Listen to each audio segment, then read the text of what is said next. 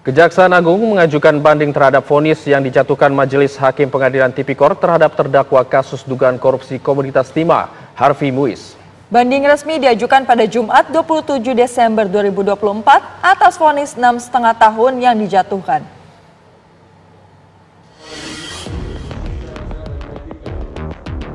Kejaksaan Agung melalui Jaksa Penuntut Umum akhirnya resmi mengajukan banding atas vonis 6,5 tahun penjara terhadap Harvey Muiz, terdakwa dalam kasus korupsi Komoditas Timah.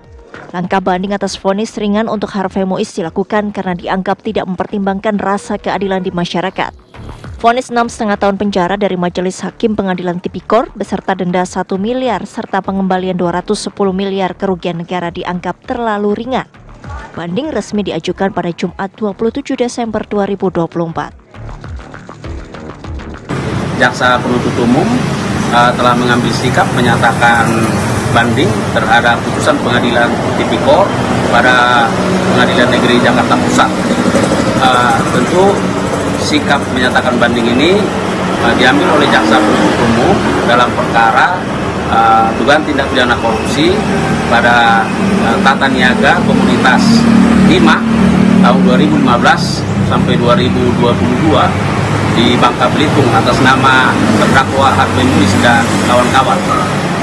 Sikap menyatakan banding ini oleh Jaksa Penuntut Umum setelah menggunakan masa pikir-pikirnya dilakukan dengan mempertimbangkan yang pertama bahwa dari sisi stramat bahwa Jaksa Penuntut Umum melihat bahwa ada range yang terlalu jauh antara tuntutan dengan putusan. Selain banding atas putusan untuk Harvey Muiz, Jaksa juga melakukan banding untuk beberapa terdakwa lain yaitu Suwiti Gunawan, Robert Indrato, Reza Andriansyah dan juga Suparta. Komisi 3 DPR RI pun turut menyoroti soal pentingnya pengembalian uang hasil korupsi dalam pengusutan tindak pidana yang dilakukan Kejaksaan Agung.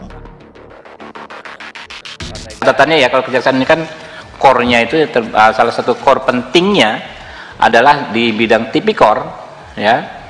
Nah, sebetulnya di bidang tipikor ini pada akhirnya tujuan utama pemberantasan korupsi adalah bagaimana penyelamatan keuangan negara, yaitu the real asset recovery.